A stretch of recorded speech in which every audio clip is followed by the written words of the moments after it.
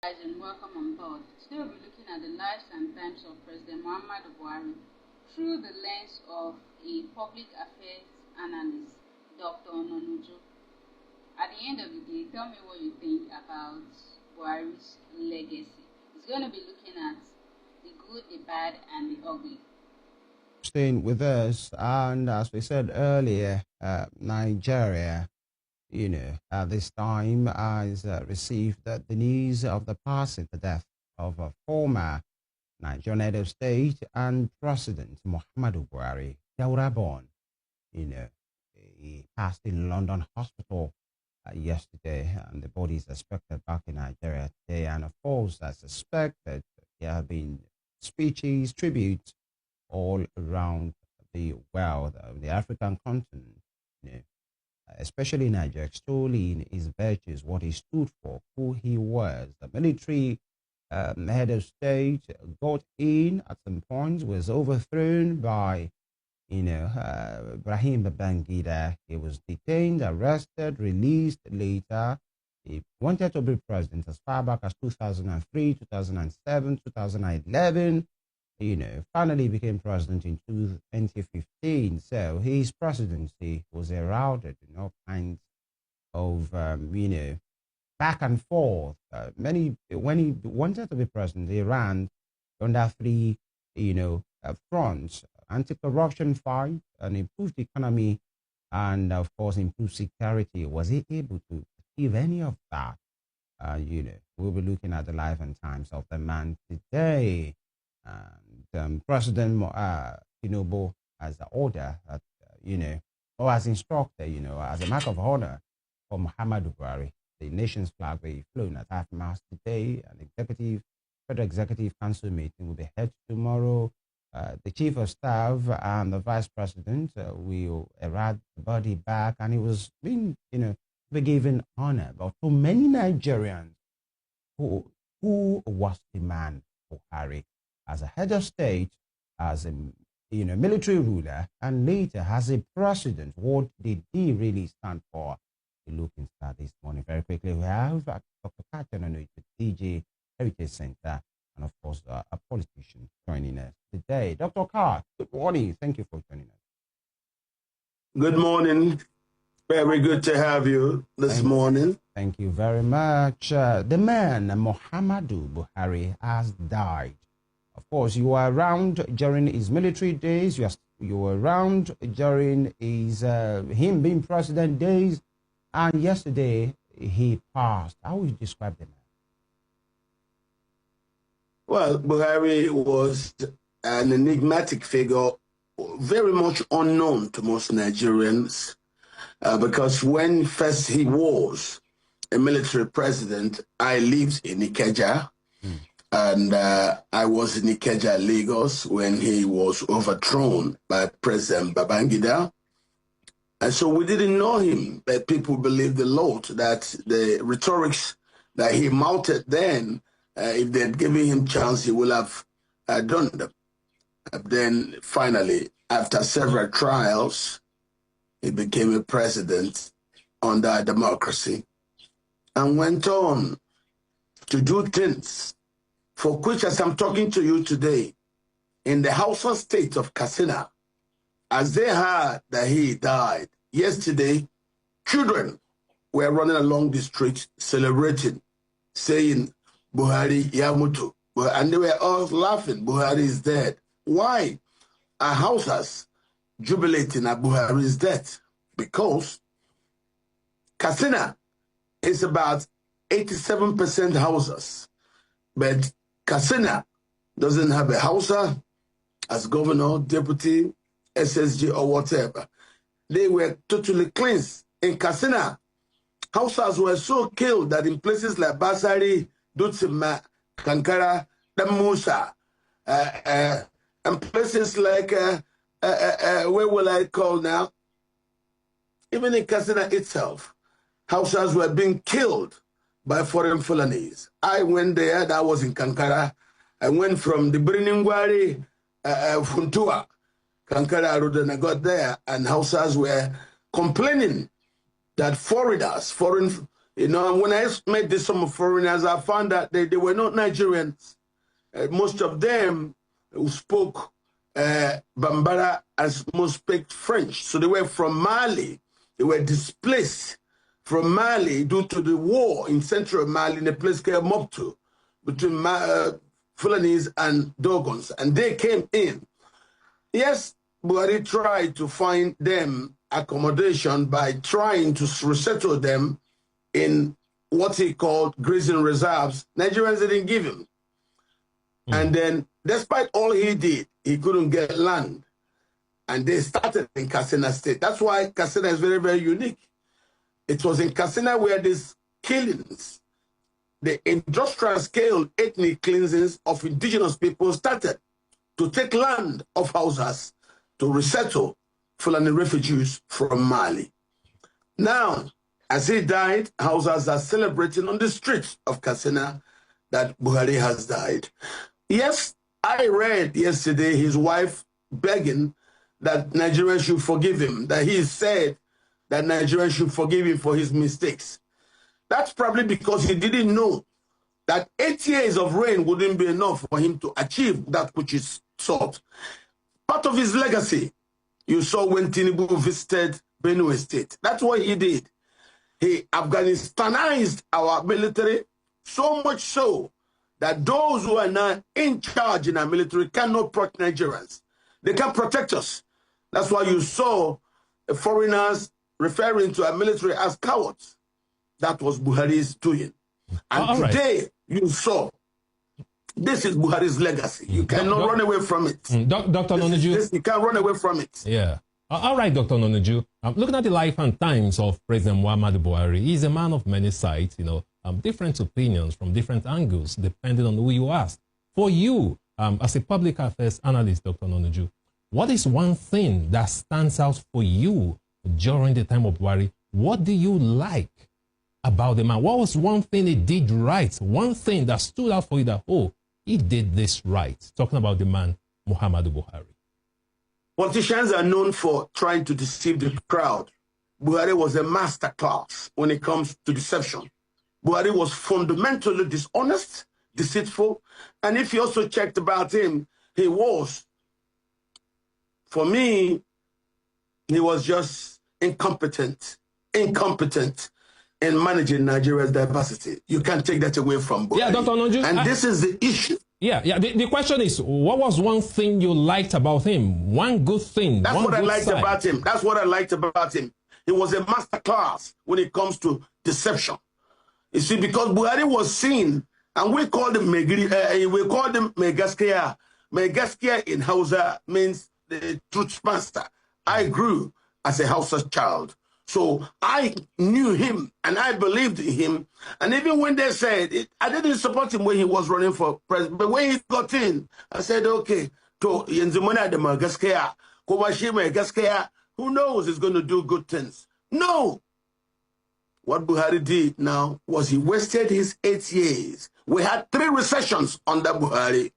Buhari did not see the beauty of our diversity. He didn't see that. Buhari weaponized nepotism against the Igbos. One trick is that despite Buhari's 8 years, Igbos are still Nigerians. Remember he said 5%. But when people kept quiet about the 5%, it now got to 98%. Nigerians were dispossessed. Buhari weaponized nepotism in a way no one else ever did in Nigeria's history. So what I liked about him, he was a master class when it comes to deception. Most politicians will lie, but Buhari was an embodiment of deception. And that's why you see, now his wife said, forgive him. I don't know how we're going to do about it. We're in trouble today. The country is in a mess today. And the biggest problem we have is insecurity. Never mind the law after Buhari and Tinubu has visited Benue. I am afraid about our tomorrow. Our people cannot sleep. Our farmers cannot go to farm. It is Buhari. Why? The militias that he brought in from outside countries, he said it himself, that they came from Libya, they were this and that. This is not true. Most came from Burkina Faso. Most came from Mali. Some came from Central African Republic. Buhari allowed them to come into Nigeria with guns. And today, Nigerians cannot sleep. So whether you say, well, look, if you're very good in what you do, I respect you for that. But it was a masterclass when it comes to deception. That's who he was. All right. Now, many things have been said about the man, Buhari. You know, when he ran in 2015,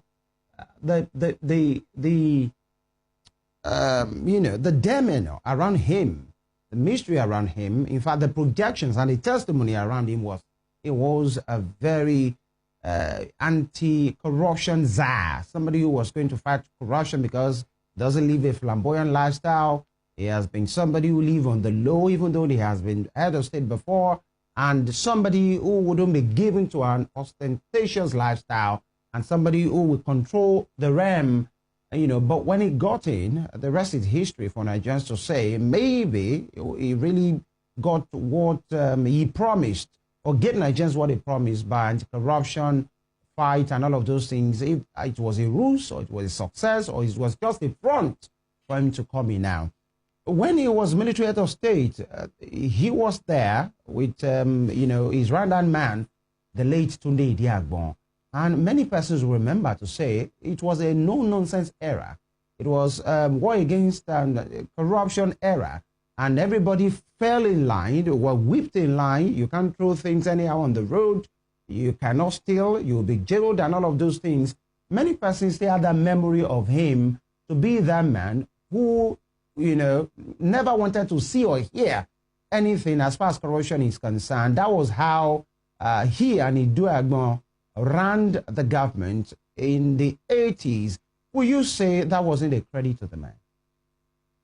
Well, that was Idiagbon. People say that was Idiagbon. And that Idiagbon, to the extent that even when Idiagbon traveled to Mecca and there was a coup, Idiagbon flew into Nigeria. That tells you who Idiagbon was. But you see, the mistake was when he now became president, there was no Tunde Idiagbon. And then some other people took over. When you see a man this old, he becomes president. Of course, he'll be so weak he cannot be able to run. So what we have now is a cabal of his own people. They will come there. The first thing they did, they appropriated the office of the vice president. And when they did appropriate the office of the vice president, they now constituted themselves into a cabal. And as you know, the rest is history. So, yes, we're talking about Tunde Idiagbon. He worked with Buhari. There was that no-nonsense game about discipline. But what about when Buhari ran alone? We couldn't see anything about discipline. As you said, you used the right word, ruse. It was a ruse. It was a ruse. Don't forget how much money that was expended and publicly declared for the Aso Rock Clinic. But look at it. It's part of the ruse. Buhari and Abdul Salami are in London being treated by Nigerians who ran away from Nigeria because of his bad governance. How come he never built the hospital so that he could stay here and be treated here? Remember the publicly advertised money. Buhari didn't fall sick after he left power. He was sick before he became president. If it was not a ruse, why didn't he build just one hospital? Why didn't he take the existing hospitals and then upgrade one to the extent that he could be treated in Dr. Koch, Buhari was being treated in a London hospital, and that's where he died. The issue of medical tourism is typical of almost every top Nigerian politician. Is it just a Buhari thing? Well, if the truth about the present generation of Nigerian politicians, if the truth about the present generation of the politicians is that they are not honest, should Buhari now become the poster boy? That is the question you have to ask yourself. So you're telling me almost all. Why should Buhari, that we thought was Megaskia, suddenly now become the poster boy for them? Buhari died in London. But Buhari did not build or nor upgrade one single hospital in Nigeria that he could be treated in. Instead, it was the young people that ran away to London. Most of them were the ones attending to him in the London clinic where he died. But that's why you see now the youth moving more. They want a new face for the country. So when you see young people seeking for a new Nigeria, there's a reason for it. We have become very, very disappointed at the issues of deceitful, dishonest people who simply will promise you and will fail you. All right. So I believe I'm now telling people that Buhari is begging. They hear Buhari begged her to please ask them to forgive him. But why ask forgiveness when you did what you did? Never in Nigeria's history have we had a president who allowed foreigners.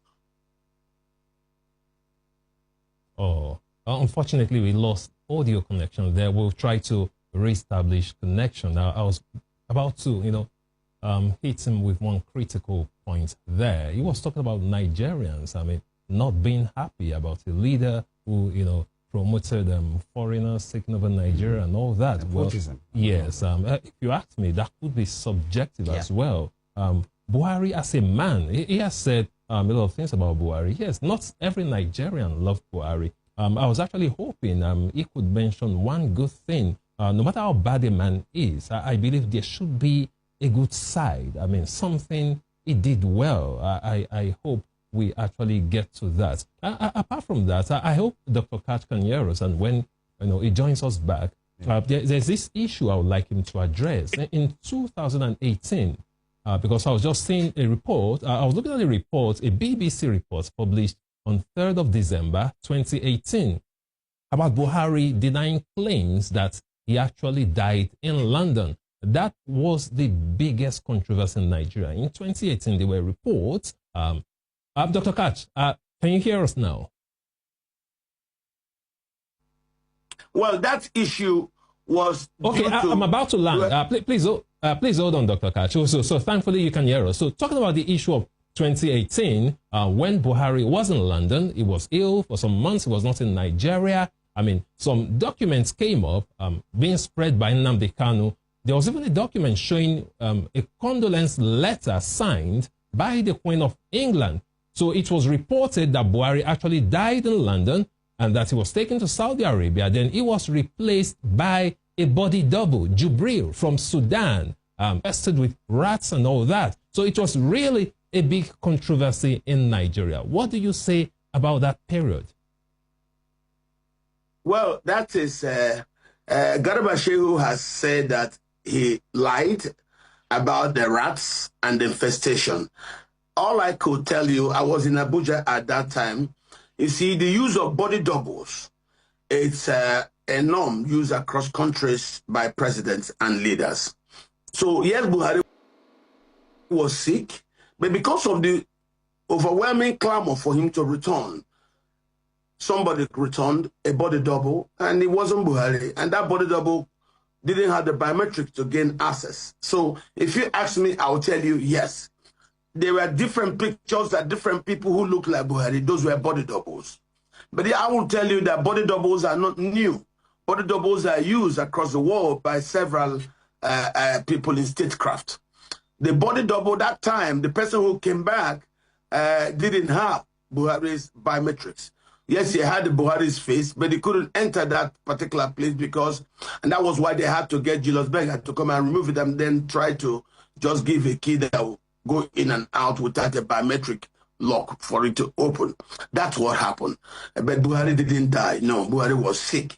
Buhari was severely sick, because when Buhari dies, we would know. Now he's dead.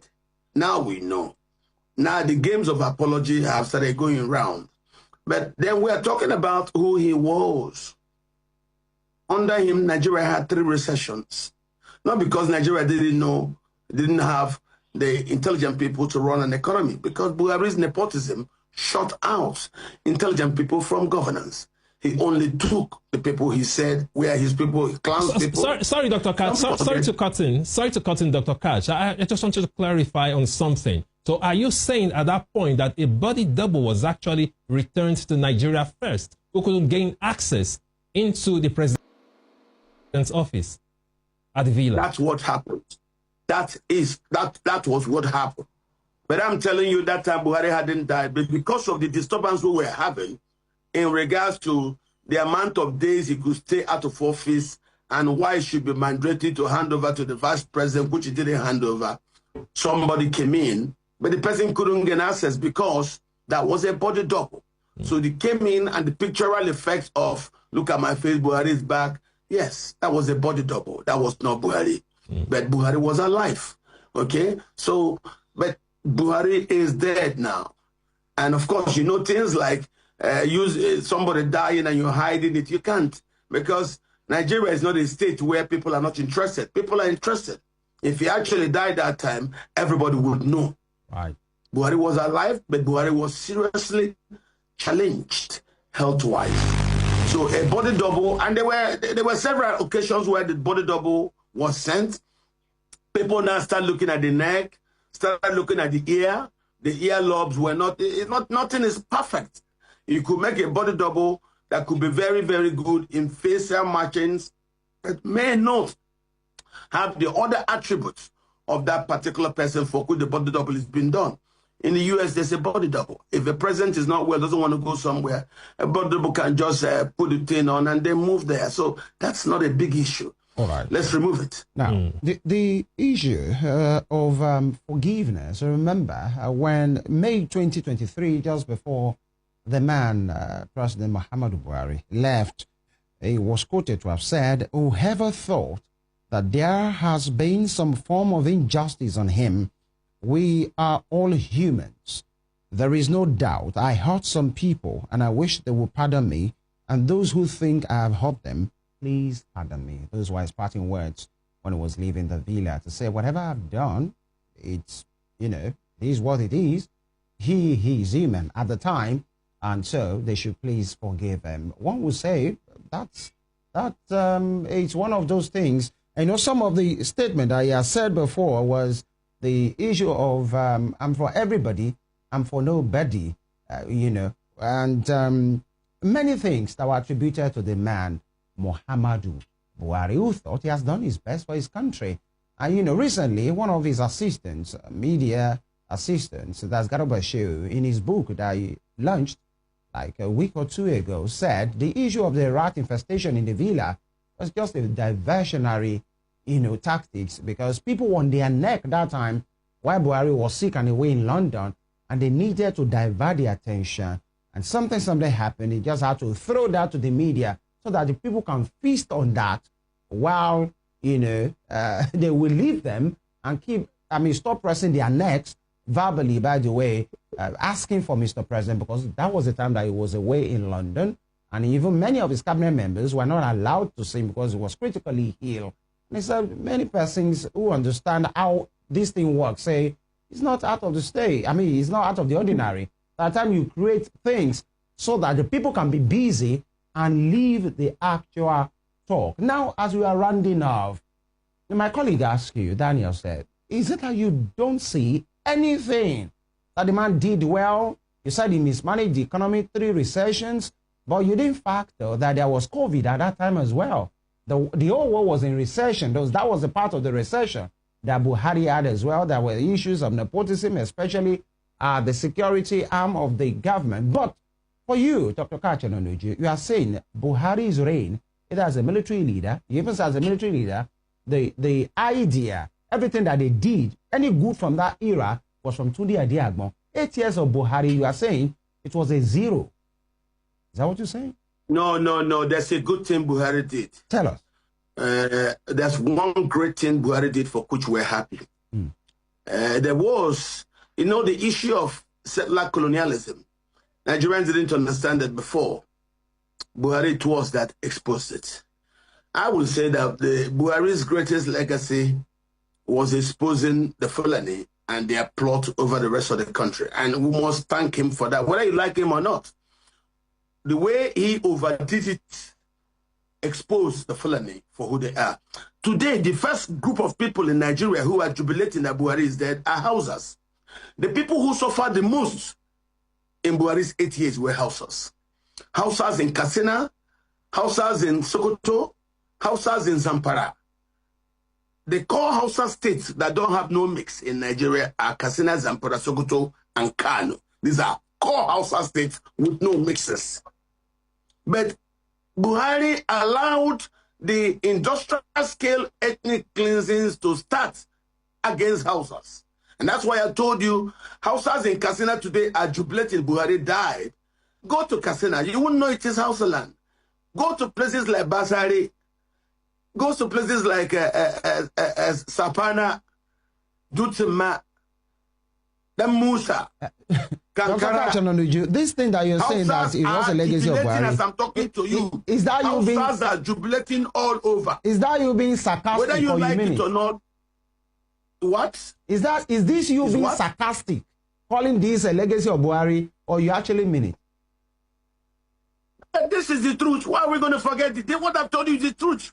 You don't know him. You may be listening to politicians. All right. I live with these people. Why is it that Hausas are the first who are jubilating? Because no one else suffers as much as the Hausas under Buhari's 8 years. No one else. Never mind that people kept quiet. Hausas suffered the most in Buhari's hands. That's why Hausas are the first to now start jubilating as Buhari has died. Let's not forget, don't sugarcoat it. Today, Nigeria is in trouble. It is Buhari's legacy. Dr. Ononuju, just a final question from me. Are you, as a person, also celebrating Buhari's death? No. I have nothing to celebrate about the death of another human being. I only have to reflect on his story, his past. And that's why I tell you, I cannot say everything about him was wrong. Buhari did something good for the country. Buhari exposed the Fulani for their plot.